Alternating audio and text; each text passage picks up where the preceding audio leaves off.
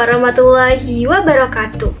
Perkenalkan, nama saya Husna Mutaroh dengan NPM 257620015 dari TRKI 2A. Pada kesempatan kali ini saya akan membahas sebuah jurnal ilmiah yang berjudul Studi Kasus Aspek Biokimiawi Mikrobial Korosi dan Cara Penanggulangannya dalam Dunia Industri. Topik ini sangat penting karena korosi bukan hanya sekedar proses pekaratan logam, tetapi merupakan fenomena kompleks yang melibatkan reaksi kimia, fisika, dan juga aktivitas biologis dari mikroorganisme. Dalam dunia industri, terutama industri minyak dan gas, pembangkit listrik, serta sistem perpipaan, korosi menjadi salah satu masalah utama yang dapat menyebabkan kerugian ekonomi yang sangat besar, bahkan dapat membahayakan keselamatan manusia. Oke, yang selanjutnya di sini kita akan membahas mengenai konsep dasar korosi. Secara ilmiah, korosi merupakan proses degradasi logam akibat reaksi elektrokimia dengan lingkungan sekitarnya, terutama pada air dan oksigen. Proses ini menghasilkan senyawa baru yang tidak diinginkan dan menyebabkan logam kehilangan sifat mekaniknya. Korosi sering juga disebut sebagai proses kebalikan dari ekstraksi logam dari bijinya. Korosi dapat dibedakan menjadi dua jenis utama, yaitu korosi internal yang disebabkan oleh gas seperti karbon dioksida dan hidrogen sulfida di dalam sistem korosi. Kemudian yang kedua di sini ada korosi eksternal yang terjadi akibat kontak langsung dengan udara, tanah, atau air. Kecepatan korosi sendiri dipengaruhi oleh banyak faktor seperti kondisi lingkungan, keberadaan oksigen, serta lapisan pelindung pada permukaan logam. Pengenalan korosi mikrobial. Jadi, selain faktor kimia dan fisika, terdapat juga faktor biologis yang berperan dalam proses korosi, yaitu mikroorganisme. Korosi yang disebabkan oleh mikroorganisme ini disebut microbial korosi atau microbiologically influenced corrosion. Dalam sistem ini, mikroorganisme tidak hanya mempercepat korosi, tetapi juga dapat mengubah mekanisme reaksi yang terjadi pada permukaan logam. Mikroorganisme yang terlibat antara lain yaitu ada bakteri produksi sulfat, bakteri pengoksidasi sulfur, bakteri besi dan mangan, jamur, alga, dan protozoa. Dalam semua kelompok tersebut, bakteri merupakan penyebab paling dominan dalam proses korosi mikroba. Biofilm dan mekanisme korosi. Tahap awal dari mikrobial korosi adalah pembentukan biofilm pada permukaan logam. Jadi, biofilm itu apa sih? Biofilm adalah lapisan tipis yang terbentuk dari kumpulan mikroorganisme yang melekat pada permukaan logam. Proses ini terjadi sangat cepat, yaitu dalam waktu sekitar 2 hingga 4 jam setelah logam bersentuhan dengan lingkungan. Pembentukan biofilm dipengaruhi oleh beberapa faktor seperti kelembapan lingkungan, ketersediaan nutrisi, tingkat pH, serta interaksi fisiokimia antara mikroorganisme dan logam. Di dalam biofilm ini, mikroorganisme menghasilkan senyawa yang dapat mengubah lingkungan lokal menjadi lebih korosif. Akibatnya, korosi tidak terjadi secara merata, tetapi lebih banyak terjadi dalam bentuk lokal atau pitting corrosion, yaitu lubang-lubang kecil pada permukaan logam. Baik, yang selanjutnya di sini saya akan membahas mengenai bakteri produksi sulfat atau SRB. Salah satu mikroorganisme paling berperan dalam mikrobial korosi adalah bakteri produksi sulfat atau sulfat reducing bacteria. Bakteri ini hidup dalam kondisi tanpa oksigen atau disebut dengan anaerob. Dalam proses metabolismenya, bakteri ini menggunakan sulfat sebagai aseptor elektron dan mereduksinya menjadi gas hidrogen sulfida atau H2S. Gas H2S ini sangat reaktif dan akan bereaksi dengan ion besi pada permukaan logam membentuk besi sulfida atau FeS.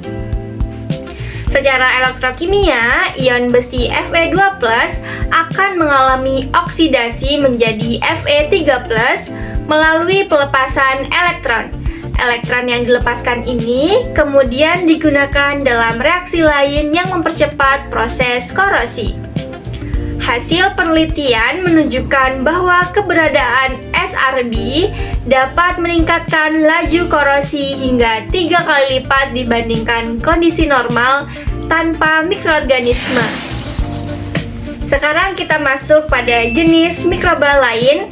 Nah, jadi selain SRB tadi, terdapat beberapa mikroorganisme lain yang juga berperan dalam korosi, yaitu yang pertama, bakteri pengoksidasi sulfur seperti Thiobacillus yang menghasilkan asam sulfat dan menurunkan pH lingkungan sehingga mempercepat korosi. Kedua, bakteri besi dan mangan yang mengoksidasi Fe2+ menjadi Fe3+ dan membentuk endapan pada permukaan logam. Endapan ini membentuk struktur yang disebut tubersel yang dapat menciptakan area korosi lokal. Selain itu, jamur dan alga juga dapat menghasilkan senyawa asam yang mempercepat degradasi logam. Faktor lingkungan. Proses mikrobial korosi juga sangat dipengaruhi oleh kondisi lingkungan seperti suhu, di mana peningkatan suhu dapat mempercepat reaksi korosi. Kemudian ada pH. pH ini yang mempengaruhi aktivitas mikroorganisme kadar oksigen yang menentukan jenis mikroba yang berkembang. Kemudian ada kecepatan aliran fluida serta kebersihan sistem. Nah, semua faktor ini dapat mempercepat atau memperlambat laju korosi tergantung kondisi yang terjadi. Inhibitor dan solusi penanggulangan mikrobial korosi. Setelah mengetahui mekanisme mikrobial korosi, langkah selanjutnya adalah melakukan pengendalian untuk mengurangi kerusakan logam. Salah satu metode yang paling banyak digunakan dalam industri yaitu penggunaan inhibitor korosi. Inhibitor korosi merupakan senyawa yang ditambahkan dalam jumlah kecil ke dalam suatu sistem untuk memperlambat laju korosi. Pada kasus mikrobial korosi, inhibitor tidak hanya berfungsi melindungi permukaan logam, tetapi juga menghambat aktivitas mikroorganisme penyebab korosi. Beberapa inhibitor yang umum digunakan di industri antara lain natrium hipoklorit, garam kuartener, imidazolin, amida, serta campuran amida imidazolin. Nah, natrium hipoklorit ini bekerja sebagai bioside yang mampu menghambat pertumbuhan bakteri produksi sulfat. Sementara itu, imidazolin dan amida bekerja dengan membentuk lapisan tipis pada permukaan logam sehingga kontak antara logam dan lingkungan korosif dapat dikurangi. Namun teman-teman, penggunaan inhibitor sintesis memiliki beberapa kelemahan seperti harga relatif mahal, potensi pencemaran lingkungan, serta sifat toksik yang dapat membahayakan ekosistem apabila digunakan secara berlebihan. Oleh karena itu, jurnal ini menawarkan solusi alternatif berupa green inhibitor atau inhibitor berbasis bahan alam.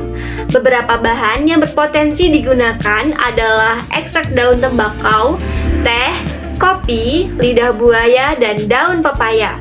Bahan-bahan tersebut mengandung atom nitrogen, oksigen, sulfur, dan fosfor yang memiliki pasangan elektron bebas.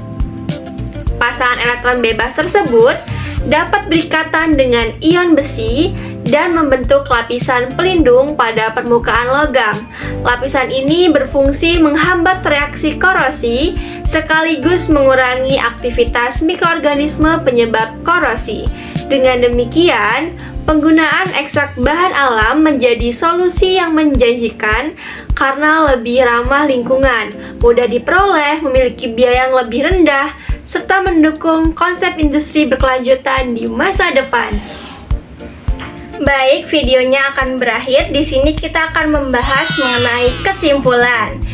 Berdasarkan pembahasan jurnal ini, dapat disimpulkan bahwa mikrobial korosi merupakan salah satu penyebab utama kerusakan logam di dunia industri.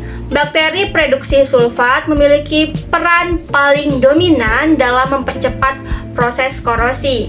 Pembentukan biofilm menjadi tahap awal penting dalam mekanisme korosi mikroba. Nah, di sini ada lagi nih kesimpulannya. Meskipun inhibitor kimia itu efektif, penggunaannya ini memiliki dampak lingkungan.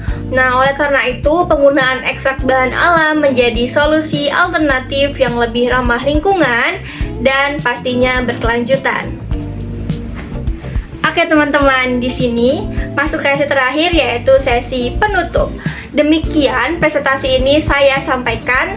Semoga dapat memberikan pemahaman yang lebih jelas mengenai peran mikroorganisme dalam proses korosi dan pentingnya pengembangan teknologi ramah lingkungan dalam dunia industri. Saya Husna Mutara, saya akhiri. Wassalamualaikum warahmatullahi wabarakatuh.